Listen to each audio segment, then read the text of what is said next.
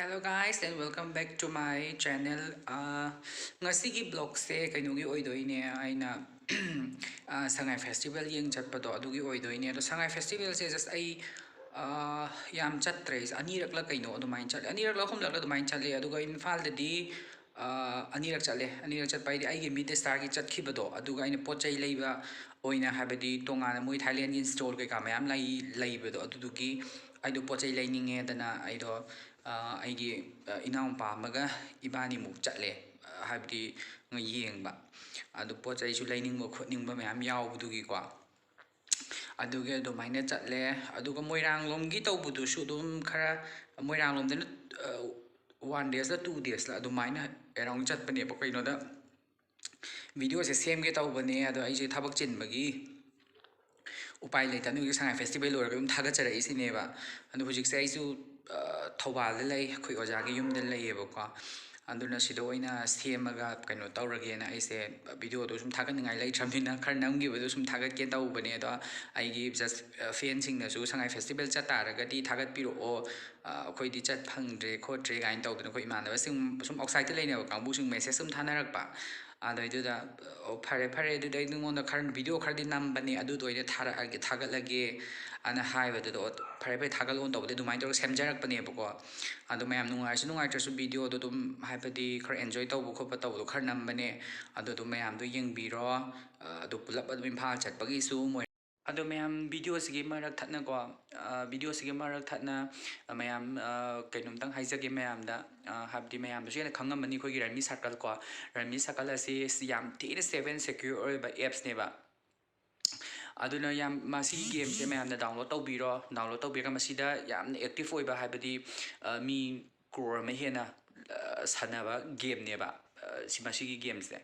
ꯒꯨꯝꯕꯁꯤ ꯒꯦꯝꯁꯦ ꯁꯥꯟꯅꯕ ꯍꯩꯇꯕ ꯂꯩꯗꯅꯀꯣ ꯍꯩꯖꯗꯕ ꯃꯤꯒꯤꯁꯨ ꯑꯗꯨꯝ ꯁꯥꯟꯅꯔꯀꯥꯟꯗ ꯑꯩꯈꯣꯏ ꯀꯦꯁꯁꯦ ꯑꯗꯨꯝ ꯋꯤꯜ ꯇꯧꯕ ꯌꯥꯏꯌꯦꯕꯀꯣ ꯑꯗꯨ ꯃꯌꯥꯝꯅ ꯄꯩꯁꯥ ꯌꯥꯝꯅ ꯐꯪꯕ ꯌꯥꯕ ꯒꯦꯝꯅꯤ ꯍꯥꯏꯇꯥꯔꯦ ꯒꯦꯝ ꯑꯁꯤ ꯁꯥꯟꯅꯉꯥꯏꯗ ꯑꯩꯈꯣꯏ ꯏꯄꯤꯗꯤ ꯗꯤꯄꯣꯖꯤꯠ ꯇꯧꯔꯒꯀꯣ ꯁꯥꯟꯅꯕ ꯌꯥꯏ ꯇꯁꯦꯡꯅ ꯍꯥꯏꯇꯥꯔꯒꯗꯤ ꯍꯥꯏꯕꯗꯤ ꯌꯥꯝ ꯁꯦꯀ꯭ꯌꯨꯔ ꯑꯣꯏꯅ ꯑꯗꯨꯝ ꯁꯥꯟꯅꯕ ꯌꯥꯗꯣꯏꯅꯦꯕꯀꯣ ꯑꯗꯨꯅ ꯍꯥꯏꯕꯗꯤ ꯄꯦꯇꯤꯑꯦꯝꯗꯅꯤ ꯈꯪꯗꯦ ꯑꯗꯩ ꯒꯨꯒꯜ ꯄꯦꯗꯅꯤ ꯈꯪꯗꯦ ꯍꯧꯖꯤꯛ ꯃꯌꯥꯝ ꯑꯃ ꯊꯣꯛꯑꯦꯗꯅꯀꯣ ꯑꯁꯤꯗ ꯑꯗꯨꯝ ꯇꯧꯅꯔꯒ ꯂꯣꯏꯅꯃꯛꯁꯤ ꯂꯤꯡ ꯇꯧꯅꯔꯒ ꯑꯗꯨꯝ ꯁꯥꯟꯅꯕ ꯌꯥꯏꯌꯦꯕ ꯑꯗꯨꯅꯦ ꯑꯗꯣ ꯃꯌꯥꯝ ꯃꯈꯥꯗ ꯄꯤꯖꯔꯤꯕ ꯑꯩꯒꯤ ꯄꯤꯖꯔꯤꯕ ꯁꯤꯗ ꯆꯪꯕꯤꯔ ꯑꯗꯨꯅ ꯃꯌꯥꯝ ꯑꯩꯒꯤ ꯃꯈꯥꯗ ꯄꯤꯖꯔꯤꯕ ꯗꯤꯁꯀ꯭ꯔꯤꯞꯁꯟ ꯕꯣꯛꯁꯇ ꯍꯥꯞꯆꯔꯝꯒꯦ ꯑꯗꯨꯗꯤ ꯄꯤꯖꯔꯤꯕ ꯂꯤꯡ ꯑꯁꯤꯗ ꯆꯪꯕꯤꯔꯒ ꯃꯌꯥꯝ ꯗꯥꯎꯟꯂꯣꯗ ꯇꯧꯕꯤꯔꯣ ꯔꯤꯆꯥꯔꯖ ꯇꯧꯕꯤꯔꯣ ꯑꯗꯨꯒ ꯑꯍꯥꯟꯕ ꯔꯤꯆꯥꯔꯖ ꯇꯧꯔꯒꯅꯦ ꯀꯦꯁ ꯀꯩꯅꯣ ꯇꯧꯕꯗꯨꯗ ꯁꯣꯏꯗꯅ ꯂꯨꯄꯥ 2,000 ꯐꯪꯕꯤꯒꯅꯤ ꯑꯗꯣ ꯃꯌꯥꯝ ꯌꯥꯔꯒꯗꯤ ꯇꯧꯕꯤꯔꯣ ꯁꯥꯟꯅꯕꯤꯔꯣ ꯑꯗꯣ ꯑꯩ ꯍꯥꯞꯆꯔꯝꯃꯒꯦ ꯃꯈꯥꯗ ꯃꯁꯤ ꯒꯦꯝ ꯑꯁꯤ ꯁꯥꯟꯅꯕꯗ ꯄꯩꯁꯥ ꯃꯥꯡꯕ ꯌꯥꯕ ꯂꯩ ꯑꯗꯨꯅ ꯁꯣꯝꯅ ꯁꯥꯟꯅꯕꯤꯕ ꯃꯇꯝꯗ ꯆꯦꯛꯁꯤꯟꯅ ꯑꯃꯗꯤ ꯋꯥꯈꯜ ꯈꯟꯊꯕꯤꯔꯒ ꯁꯥꯟꯅꯕꯤꯌꯨ ꯔꯥꯡꯅ ꯆꯠꯄꯒꯤꯁꯨ ꯄꯨꯂꯞꯇ ꯑꯗꯨꯝ ꯍꯥꯞꯆ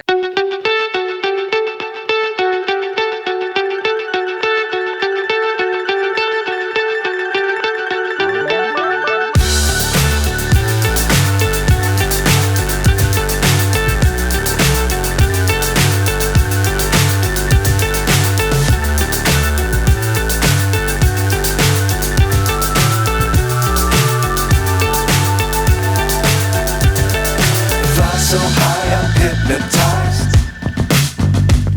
What's up is down, what's left is right.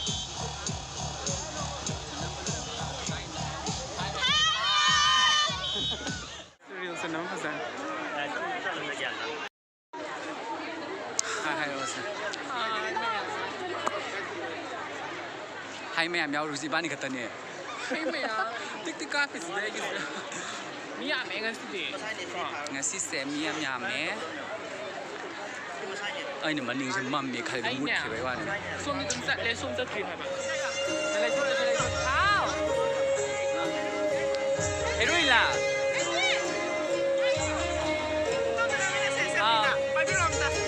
Hai hero sai video ke ne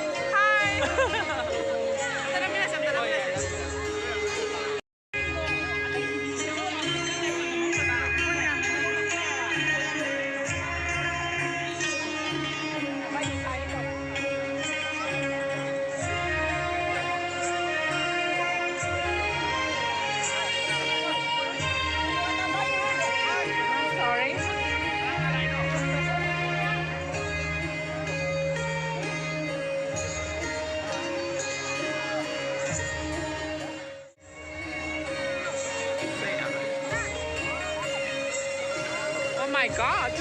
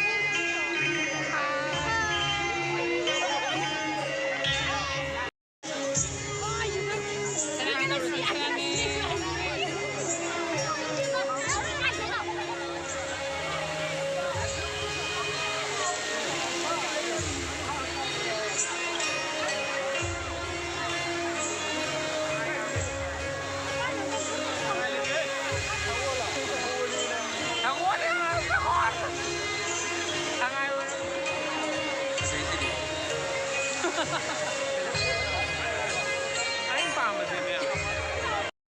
Cái hành mấy tay bằng hal cái này hạt hay à. Mi nhà mẹ cái gì nhỉ?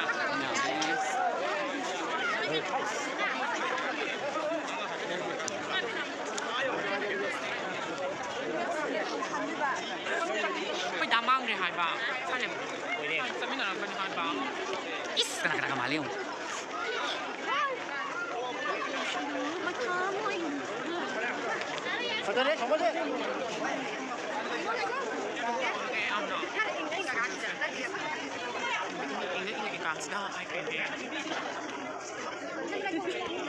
Ya, ningsing mangsing dah pakai muka tak.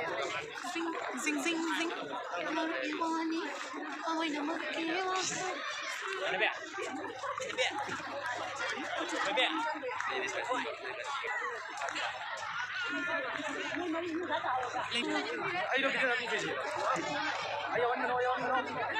Nang nhau đi phồn xác thì đấy đúng không? Càng lại nhỏ. Chúng sau đi. Càng lại nhỏ vậy. Ra đôi chiều.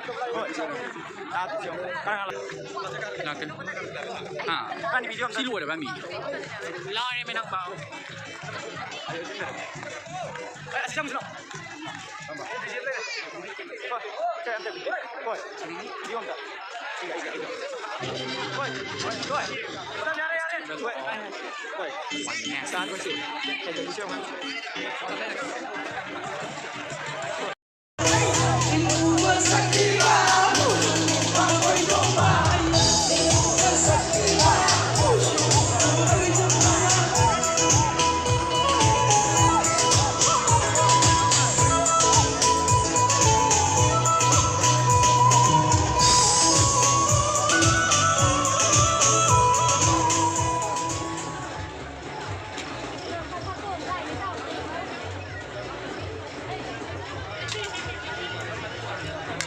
Aku pamit tu, juga nama pamit dah.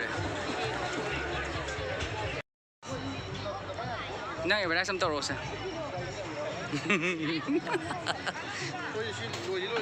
Saya na. Sini di udah roi bunga kan tak? Nabi nak keren luar yang uberan. Terus yang ke? Udah mia. Macam si udah uberan, udah mau ina, ma udah ngamtung bagi. Azai.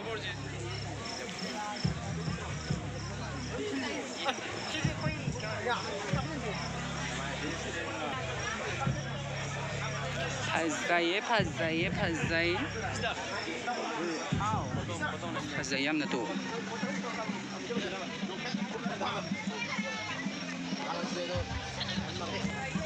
Ada berapa? Sini masa juga. Mani kayo. Asyik mga tinag. Ano asyik mga tinag? Asyik mani.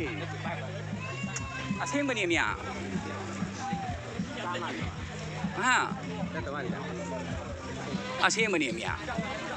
Marasa li sudra. Ado na miya asyik mga tinag ito na buso tayo na talaga tawag tayo. Kamdawi Sangai Festival yang balang pasti.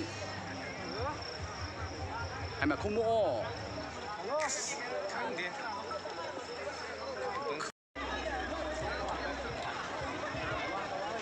Saya mana ni cakap kan saya mau kita, sih mana ni saya kisah nak betul betul orang ni kuah.